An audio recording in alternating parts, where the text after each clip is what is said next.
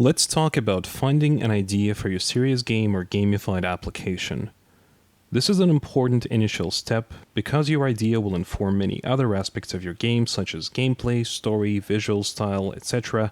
And because unlike many of these other things, the core idea is quite difficult to change later in the development process. What I hope you take away from this video is some pointers that will make it easier for you to generate and articulate ideas for your projects. Side note: since it's a bit cumbersome to say serious games or gamified applications every time, and since there's no compelling reason to draw a hard line between the two for the purposes of this video, I'm just going to say serious games, referring to anything playful that aims at some kind of societal impact. So, game ideas in general come from a lot of places. A particular game mechanic, an unusual combination of existing game genres, a story element, an interesting character, an aesthetic feature, and so on. What's particular to serious games and gamification, however, is that before any of the aforementioned things comes a real-life, practical need. Your first consideration in designing a serious game or gamified solution is what is your serious goal. This may be related to your work, or rooted in your personal experience, or be a cause you care about. Something about the world that needs improvement. Whether it be developing social skills in children on the autistic spectrum, or introducing new employees to the workplace, or raising awareness about the environmental impact of whaling, the crucial question to ask yourself is whether your serious goal speaks to a real need. If a recent survey shows that many new employees struggle to adapt to the corporate culture, perhaps a game could help. If, however, the survey shows that the vast majority of the respondents are happy with the existing onboarding practices, well, if it ain't broke, don't fix it. Once you identify the general domain you would like to contribute to, consider what would you like your game to actually do. It's helpful to think of a verb. Will your game educate, develop skills, raise awareness, persuade, motivate, gather research data, and so on? Another crucial element of the equation is your target audience, or who you're making your game for. Designing a game for preschoolers is a vastly different proposition from designing for colleagues in the workplace, or for senior citizens in a retirement home. People are, of course, all different, but each demographic has some kind of recurrent traits when it comes to personal needs, skills and knowledge, aesthetic preferences, communication styles, and so on. And all these things will affect players' experience of your game. This is why designing personas, a topic we'll cover in a later video, is such a helpful exercise. An additional consideration is that for many serious games and gamified applications, the target audience is in fact twofold. For example, a learning game for classroom use may actually be played by schoolchildren, but its design also needs to take into account the needs of the teacher who will be integrating the game into their teaching process.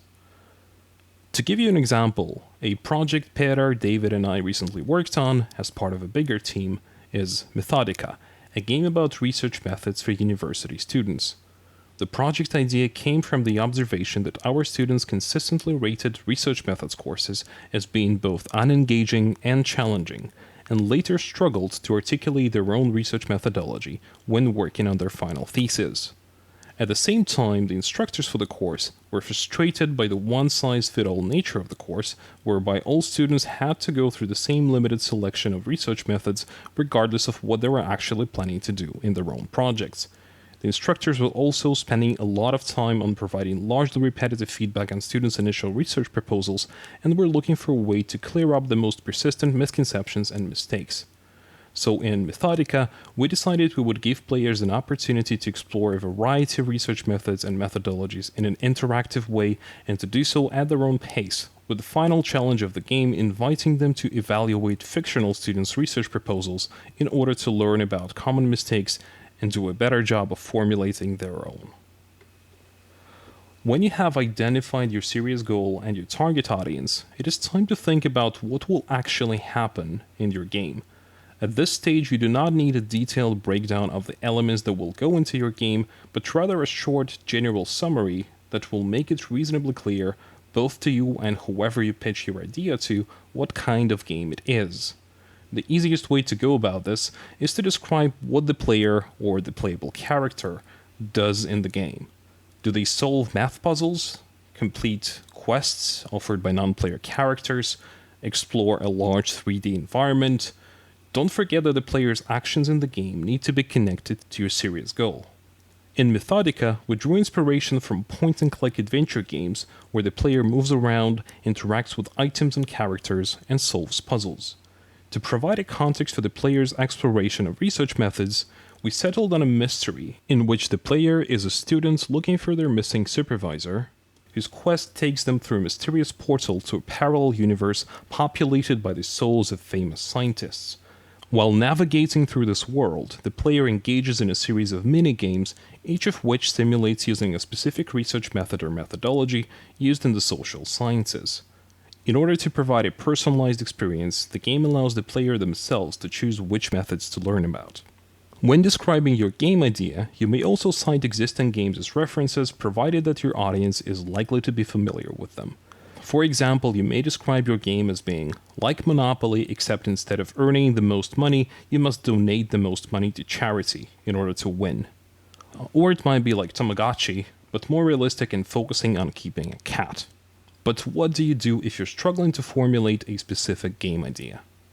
Inspiration can be difficult to find when there is pressure to deliver, but thankfully there are some tools and tricks that can help. Collectively, these are known as ideation techniques or idea generation techniques. You're likely already familiar with some of them, such as brainstorming. There are in fact many ideation techniques out there suitable for a wide range of situations. For instance, some can be used individually, while others are meant to be used in groups. An example of the latter is the 6-3-5 brainwriting technique, whereby 6 participants each get a worksheet where they jot down 3 ideas in 5 minutes. After the 5 minutes elapse, participants exchange their worksheets clockwise or counterclockwise and get another 5 minutes to read the 3 ideas on the sheet they received and add another 3 ideas to them. This is repeated for a total of 6 rounds, at the end of which the group will have generated a total of 108 ideas that draw inspiration from each other in just 30 minutes and without verbally communicating. Whatever the specific technique involves, the nature of ideation is largely consistent. Generating ideas and creativity in general relies on 2 kinds of thinking, first described by American psychologist J.P. Guilford: convergent and divergent thinking. Convergent thinking follows established patterns and relies on one's existing knowledge and common sense to arrive at a single, unambiguous answer. We use convergent thinking in many contexts every day because it is a quick and largely effective way to deal with familiar situations and common problems.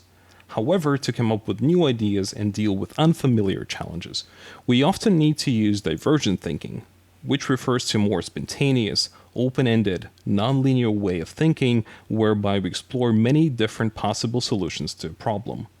Doing so requires going beyond habitual thinking patterns and familiar associations, and ideation techniques are largely designed to help us do so. Many such techniques rely on randomization, whereby 2 or more elements that may not always go together are combined and then made sense of. This can be something as simple as choosing 2 random words from the dictionary and trying to come up with a story based on them. These days there are many online tools that use the same principle to provide story prompts, game ideas, and so on. In digital learning games, we created our own version, which generates randomized prompts for learning and serious games, in which you can play around with at dlg.tlu.ee. A lot of the time, the tool will give you prompts that do not make much sense, at least at first glance, but some of them might just inspire you to start thinking in an unexpected direction. Another, more structured ideation and problem-solving technique that I find very useful is SCAMPER.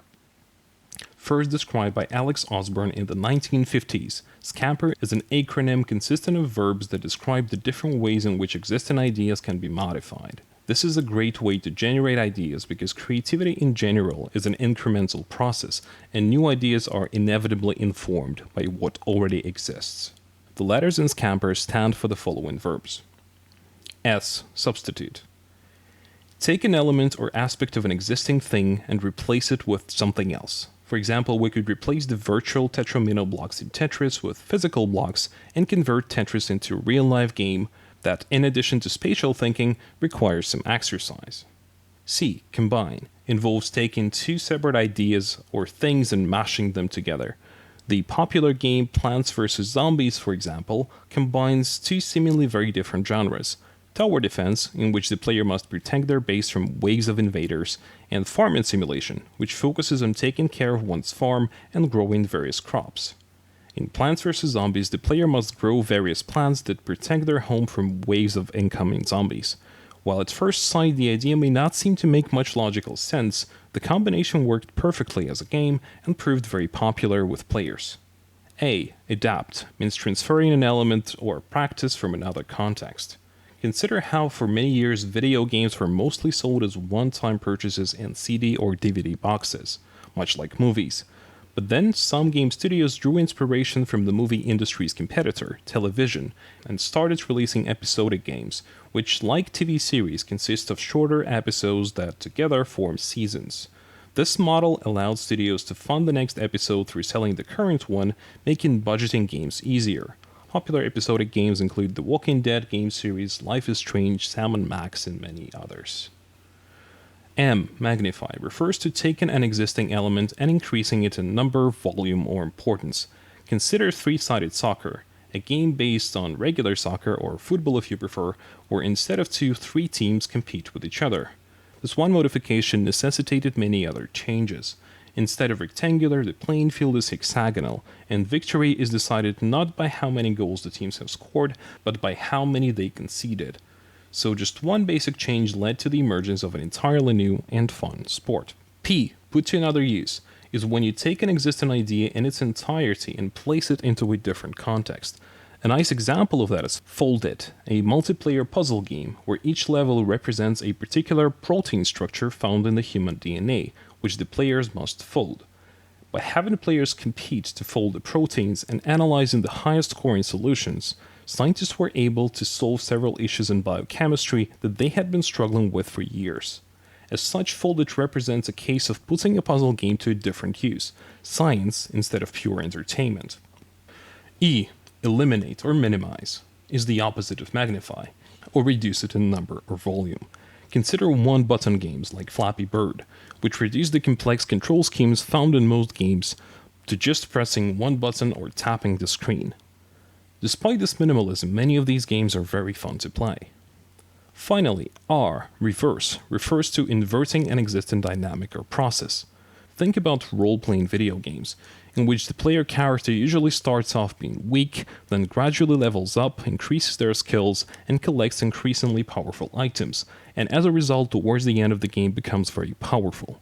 In To Ash, this logic is reversed. The character is powerful in the beginning, but grows weaker as the game progresses, and is nearly powerless at the end. The game was made to raise awareness about the issue of age-related dementia and sought to replicate the feeling of losing one's cognitive abilities. Remember that while divergent thinking is great for coming up with new ideas, after doing so you will still likely need to apply convergent thinking in order to analyze whether the ideas you have generated are actually meaningful, feasible, and practical. Also remember that a great idea does not guarantee success. What matters even more is how it is implemented. But coming up with an innovative idea is certainly a good start, and it's certainly fun. And that is what we encourage you to do for tomorrow's live session. Think of an idea for a serious game or gamified project that you would like to work on during this course. Consider what your serious goal is, who your target audience is, and what players will actually do in the game. We'll ask everyone to present a 2-minute pitch of their idea without using slides or other visuals. We're looking forward to your ideas. See you tomorrow.